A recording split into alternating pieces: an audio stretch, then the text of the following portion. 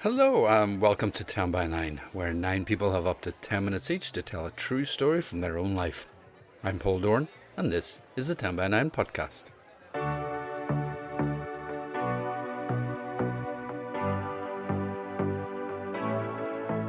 Well, the sun has finally come out here in Belfast, and it's beginning to feel a little like summer at last.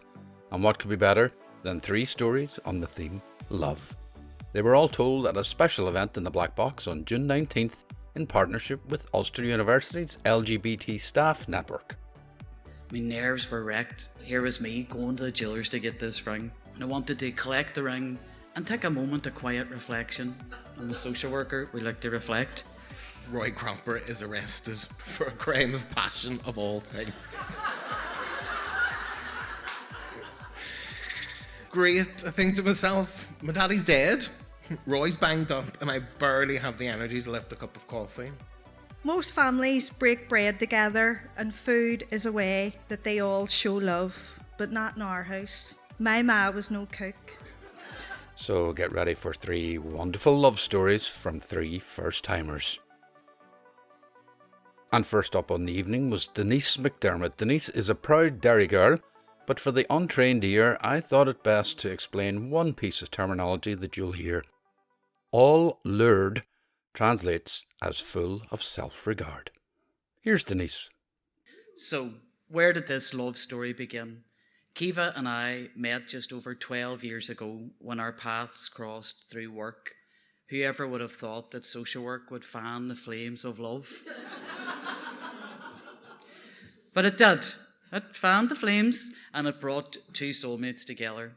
And so I knew that Kiva was the one for me when we were sitting in the house, and she told me, I'm the one for you. I said, okay, Kiva. So some say the test of any relationship is when a couple holiday together. So in 2014, we decided to travel to Germany and Italy for 3 weeks. We were travelling to Berlin, Dresden, Munich, and then taking the old sleeper train, first class, to Rome, and ending the holiday in Milan. Doesn't it sound good? Are you impressed? So like the romantic that I am, I thought this would be lovely to propose to Kiva in Milan. So the scene was set. All I needed was a ring and a plan. So not one word passed my lips. I didn't even tell the mammy, and Derry mammies know everything, right? So I went to the jewellers and I asked for a ring to be made. Credit union dividends were big that year, right? As they say in Derry, big rattle. And I went and asked for this ring to be made. So the Friday before we're leaving, I headed into town. My nerves were wrecked. Here was me going to the jewellers to get this ring. And I wanted to collect the ring and take a moment of quiet reflection. I'm a social worker, we like to reflect. With a fish supper and a poke from Fiorentini's. So far, so good. Have the ring, going to get the fish supper and the poke from Fiorentini's. Until I met Kiva in the street. What's the crack? Kiva says. And I'm standing there thinking, is she kind of stalking me? Has she seen me going on and out of this jewellers? Does she know the crack? So I had to think on my feet. Up there for thinking and down there for dancing. Remember that. Fish supper Friday, Kiva. Fancy going to Fiorentini's for your lunch? I'm thinking, Jesus wept, I really hope she hasn't seen this. So we're all good. We go to Fiorentini's. I'm eating my fish supper. And I'm thinking to myself, trying to keep a secret from the love of your life about asking them to spend the rest of their life with you, it's wild hard. It's harder than anybody might think. So if anybody's planning an engagement, I'm available at a small fee. Eating my fish supper, I knew I'm never going to last these 3 weeks to Milan. So what was it going to do? What was it going to do with this ring? Should I enhance my travel insurance? Why did I think, buying a rucksack instead of a suitcase would be a really good idea? Know the way rucksacks and diamond rings go together like a piece of butter? This was not a good plan. So, how can I hide this ring from Kiva until I find the moment, right? The right moment. So I decided to put the ring in my camera bag. And anybody that knows me, there's one person here that knows me, Kiva, knows I love taking photos, and I have an old Polaroid camera that I take everywhere, take it on holidays. So, perfect. Okay, the ring is now secured. The location is required. First stop was Berlin. But this was not the engagement location. Onwards. A few days later, we arrived in Dresden.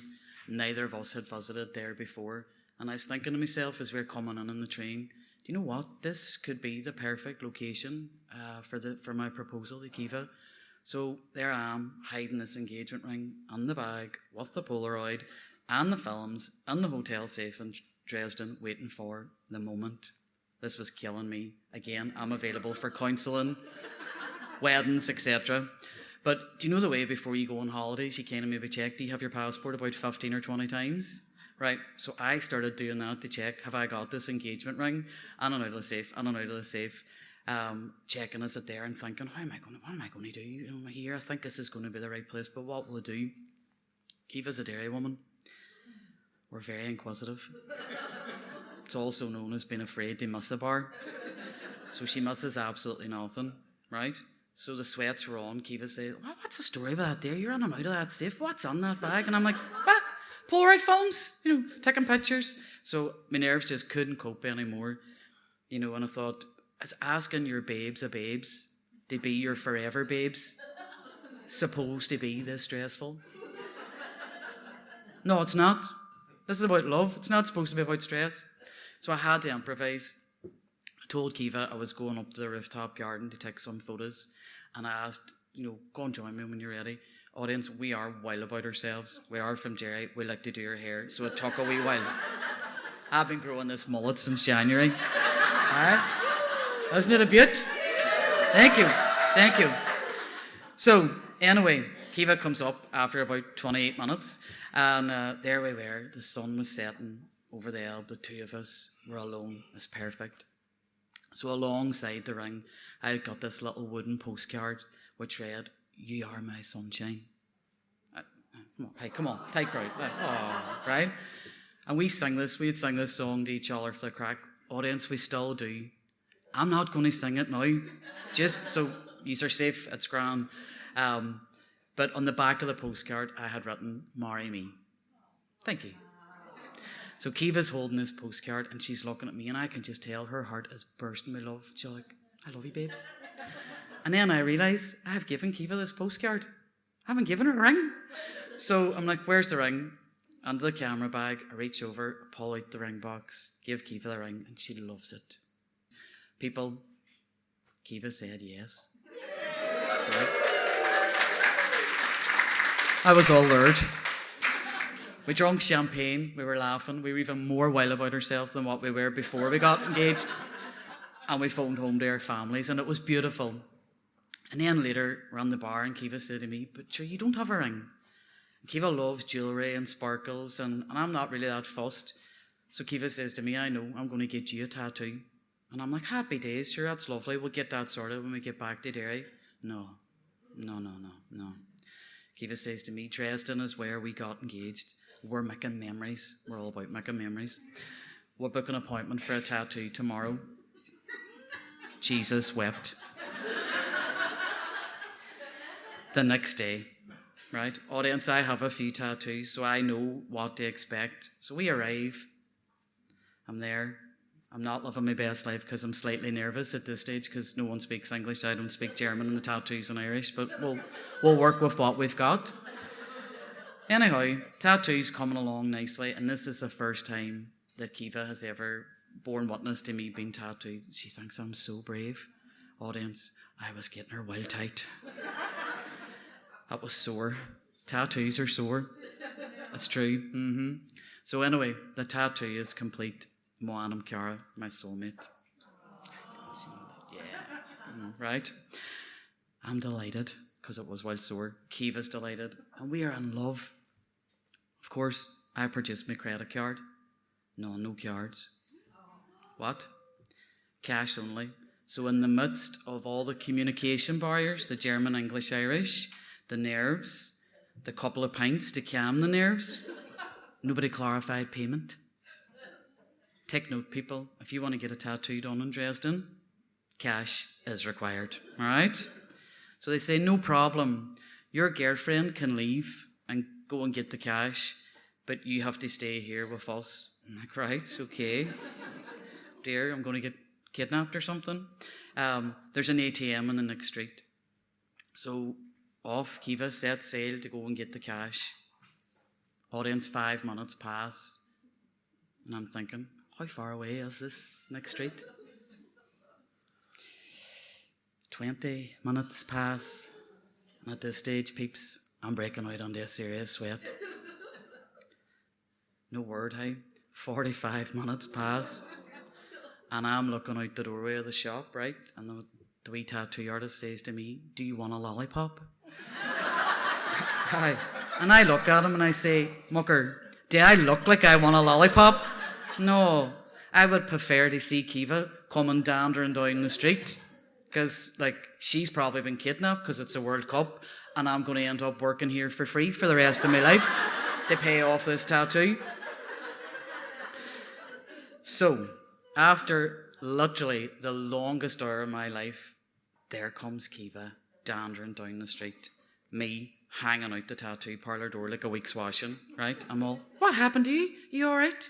She says, the ATM that they sent me to was broken. The next one I went to looked wild dodgy. Now, refer to point A, we're social workers. We risk assess the bejesus out of everything. So Kiva walked over to a shopping centre, probably got sidetracked and bought a wee top to herself. Then got lost, then tried to ring me, but realised she had my phone. 12 years later, this still happens because she's the one with the handbag. So she has the phones. So, see, in that moment, in all seriousness, in that moment when I thought she was lost, I realised the depth of my love for Kiva and wanting to cherish every single moment, to make memories together, to love our lives to the full. Oh, see, if I cry now, I'm going to die. Kiva, you're my lighthouse when I am lost at sea. As your love is my anchor, may my heart be your home. We were married in Donegal on the 23rd of June 2016. Brexit. We don't talk about that. That's another story for a different day. But that, audience, was the first story, and that was the engagement. Thank you so much.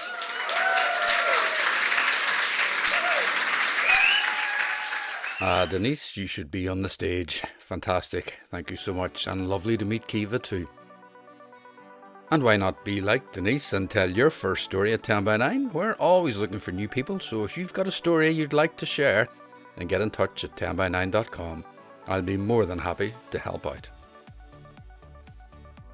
Okay, on to our next story. And if you're not familiar with Coronation Street, a quick look at Wikipedia might be useful at this point. And if you are familiar with Corrie, then you'll really love this. Here's Anthony McCoubrey. I can still see the glimmer of green as revellers pass by on the quest to celebrate this year's St. Patrick's Day. There was none of the usual Monday blues that day. My husband was already at work for 4 hours, working for an English company. And when it was technically a bank holiday for me, it wasn't the same. Even our 45-kilo Italian Mastiff, Cara, could sense something was going on, but she couldn't care less if St. Patrick himself returned and drove all the snakes out of Finnegy. Or Finnegay, is me and my husband and I like to call it, since we've moved in. But it's kind of Finnegay. But I genuinely could not have been bothered by or with St. Patrick's Day. Not because I'm sober or because all of my green clothes are in the eternally overflowing wash basket. I just can't be bothered. The accumulation of the events over the past few days have left me just exhausted. Lying on the sofa, I thought to myself, that's it, not for moving. And upon opening an ITV player, to my shock and absolute horror, I'd missed 5 weeks of Coronation Street. Dead serious.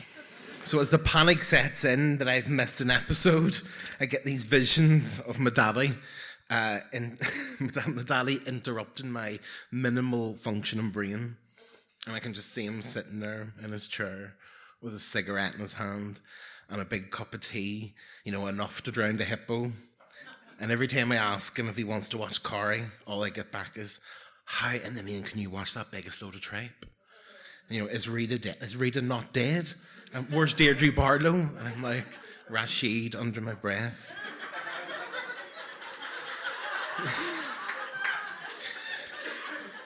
And then it comes. It's the grief wave, which I've adequately called hockey sai, pronounced incorrectly, after the great wave paintings of the Japanese artist. I've had to give it a name. It's the only way that I can conceptualize these seismic shifts of emotions. It's only been 5 days since he died in my arms, and only 2 days since I said, "See you later," at the crematorium. Amongst the emotions, the tiredness, the flashbacks, I need my comfort. I need the sound of the comedic value of a Lancashire accent with its rhythm and its sarky sense of Northern English humour. And as that famous theme tune strikes up, I feel at ease. I'm not going to do it because I think everybody knows it. For 64 years, people have tuned in to hear that theme tune. It started in the same year my daddy was born, 1960, 8th of December. That's when Coronation St started, not my daddy's date of birth. And then bang, that's it. It hits a few episodes in. Roy Cropper is arrested for a crime of passion of all things. And I think, fuck me, great. I think to myself, my daddy's dead. Roy's banged up, and I barely have the energy to lift a cup of coffee. But my mind lingers again, but to happier times. Now, anyone who's ever travelled on Southern Rail in England will know that you have more chance of pigs flying than having a journey go smoothly. Trains just do not run on time in England. But after a severely delayed train from my home in Brighton and a traipse across the Piccadilly line like a pack of sardines, I found myself in the queue at M&S at Euston Station to buy quite a load of tinnies for the second leg of the journey. When I just heard this bellowing voice across Euston Station, just going, "Yeah, love," in this ill-tempered Manc accent. It was my best friend, Sadie. Now, Kieran is his real name, but I prefer to call him Sadie, or Sadie Sparbag, to give him his full title. He calls me Dusty, a nickname he's given to me from him because of my love and my obsession of Dusty Springfield. Our trip is to mark his 30th birthday. Hard to believe that we have been friends for over 20 years now, and it's now over 30 years. But as we sat back at the 1915 Euston to Manchester, I knew this was going to be the weekend to remember. Lots and lots of booze was on the menu. In was Bacardi and Coke with a Gaviscon chaser. It's true. Flashbacks of Benidorm. Barms, karaoke in Canal Street, and out was anything like a visit to the Lowry or the People's Museum. This was the gay weekender to be. It was the weekend holiday at its core. And we'd finish with the visit to Manx biggest cultural attraction, the Coronation St set. This was peak pop culture. After a heavy night on Canal Street, we woke on Saturday into the smell of cigarette smoke and bacon fat. This hotel was a hotel with no aircon and clientele who did not abide by non-smoking rules. As the hours counted down, I checked my watch incessantly. It finally struck 3 p.m. This was it. A moment I had been waiting for. And as we walked up to the entrance of ITV Studios, I could not hold back my shock when the door person uttered the devastating words, "You can't come in." It was at this point that I knew how Ken felt when he found out that Deirdre had had an affair with Mike Barlow in 1983. Betrayed. But like all good soap storylines, there was a twist. Our denied access was because we were 4 hours too early after I read the tickets incorrectly. But after some Irish charm and some flirting on my friend's part, probably mine as well, with the overtly straight doorman, we were in and joining the next scheduled tour. As on the tour, our first stop was the green room, a room that I can only describe as underwhelming. looking more like an old storeroom with a load of white PVC sofas dotted around sporadically everywhere. I could not believe that this is where Gil Platt and Aileen Grimshaw sat just before they recorded their iconic street fight. But as I sat there, I could feel the eyes of the great Pat Phoenix, Elsie Tanner, searing into my head, judging me for my judgment of Coronation Street. As we were herded into wardrobe, a kaleidoscope of fabrics and colours could be seen across the room and picked up by all of the senses. The musty, musty smell of decades worth of clothes, probably Ken Barlow's underwear, crammed into this windowless room was strong. But it was all there. Hayley's wedding dress, Gail's collection of turtlenecks, and an array of leopard print screaming Bet Lynch. But it was the glasses and the rollers that almost tipped me over the edge. Seeing and touching Deirdre Barlow's glasses and Hilda Ogden's hair rollers was like Christmas 1996 when I unwrapped my cassette Walkman and my first album, What's the Story, Morning Glory, by another iconic Manchester duo. Here were everyday items transformed into iconic indications of pop culture icons. One could even say the items were bigger than the characters themselves. As our tour group scurried along, we were unleashed onto the actual street. Me and Sadie laughed and laughed and laughed and giggled. I cried and he told me to weigh my neck in. After stopping at Gail Platt's house, where I offered the whole family a fair dig. There's picture evidence somewhere. You can take the boy to West Belfast, but we stopped to buy an imaginary quarter of bonbons at the cabin, pulled the paint in the Rovers, and had a sneaky fag down the alley in honour of Deirdre Barlow. I had followed in the footsteps of my ancestors. I could only imagine what the creator of Coronation Street, Tony Warren, would think.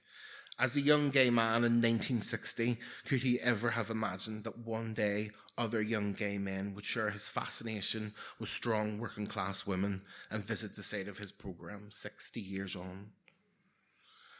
But as my mind snapped back to the TV, I realised I have literally missed a whole episode while thinking of these past adventures. I'm reminded, though, that like being on the cobbles, I now need to follow in the footsteps of my ancestors again. My daddy may be gone, but I continue to live. And if that means taking every step at a time, steps I'm sure he will be taking with me. Thank you.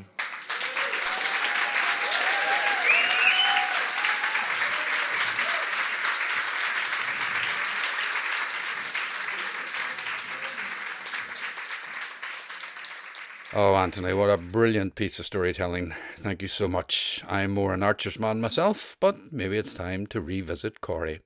Thank you.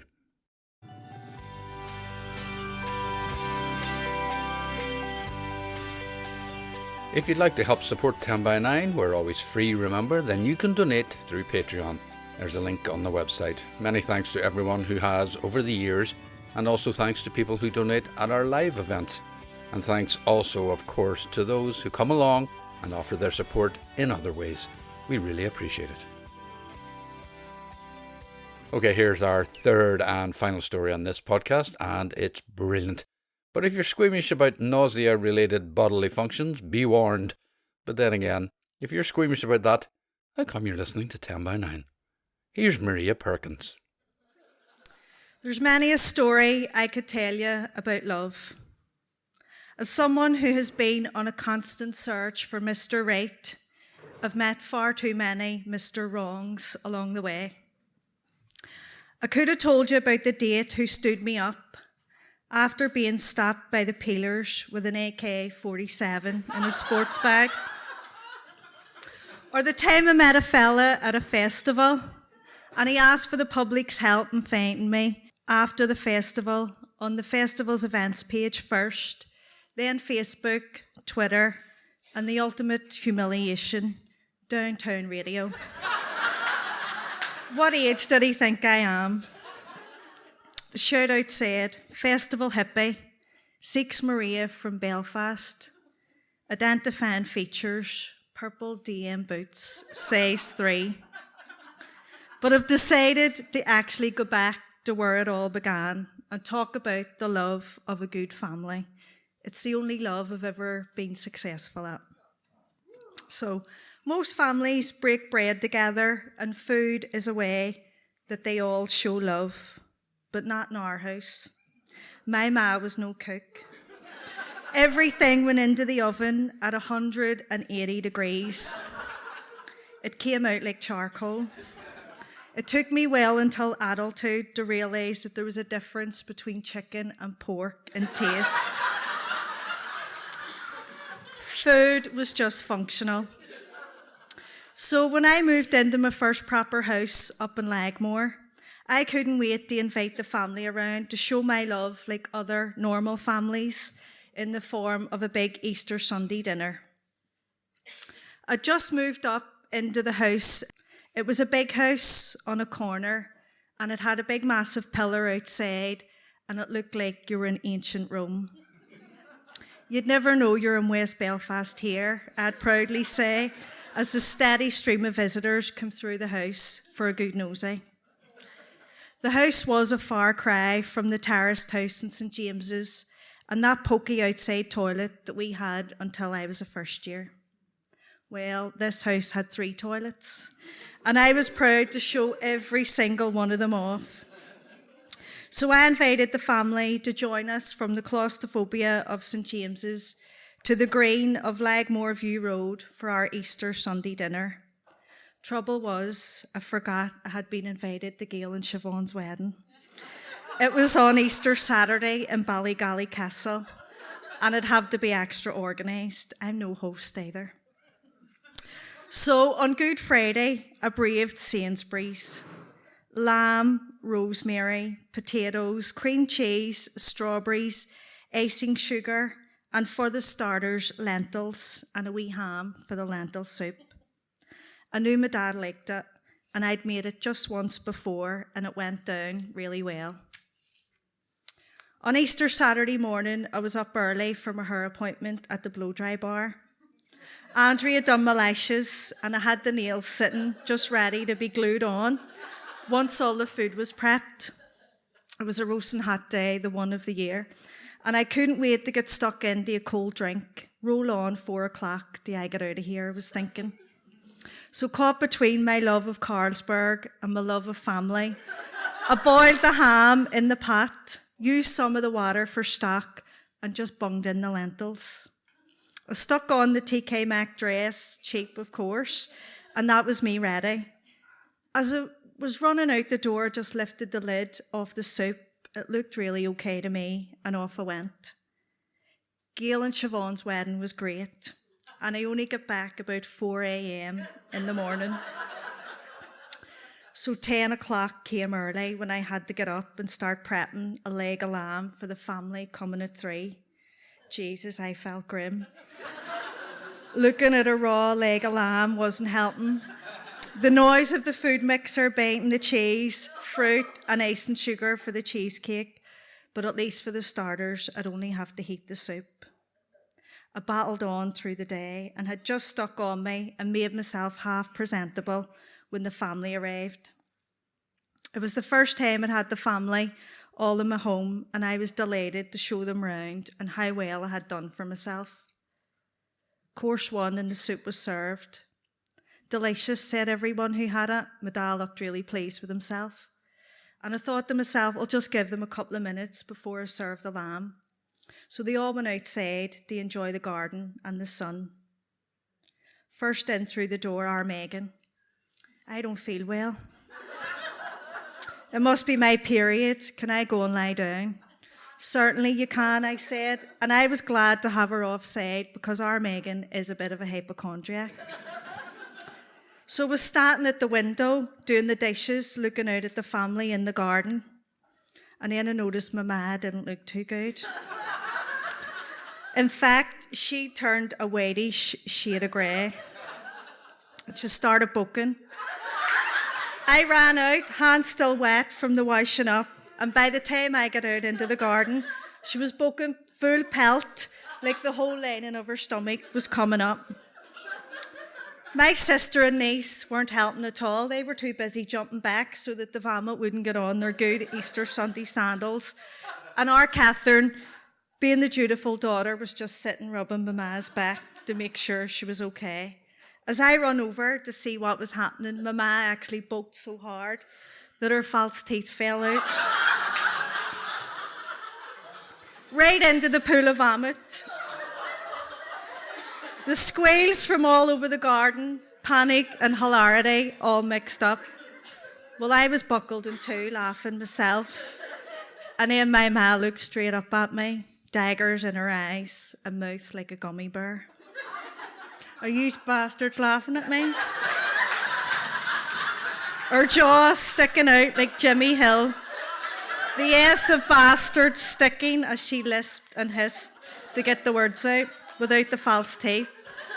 But there wasn't even any time to respond. Just like that, I heard, and I looked up, and there was my dad standing at the side of the house, arm against the wall, bent over in two, vomiting. He was a bit more graceful than my ma, but he was beat just the same. It was like a domino effect, people boking everywhere. We didn't even get to the lamb. Everyone food poisoned, and me for the first time in life delighted that I had had a hangover and didn't have any. Needless to say, it's no thanks, love, when I invite the family any time for dinner. And it's back to my ma's for charcoal food cooked in the oven at 180 degrees.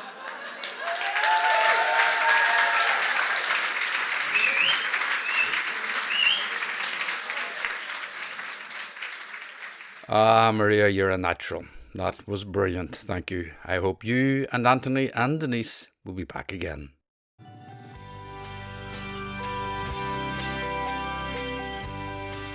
And that's it for this podcast. Check out all the upcoming events on our website, 10by9.com. They are updated regularly. And be sure to follow us on Twitter, Facebook and or Instagram. We won't flood your feed with nonsense, just information. Thanks to everyone who made this 10by9 happen, Gail Neal and everyone at Ulster University. Special thanks to 10by9 Evangelical Leanne McConville, who suggested the theme, and of course, thanks to Margaret McCoubrey. Thanks to the team at the Black Box, Ireland's best venue in my humble opinion, and thanks to the 10by9 audience, which was so supportive and warm. And of course, thanks to all our storytellers, but the biggest thanks this week goes to Denise MacDermott, Anthony McCoubrey, and Maria Perkins. I'm Paul Dorn, and I'll be back with another podcast soon. But for now, bye-bye.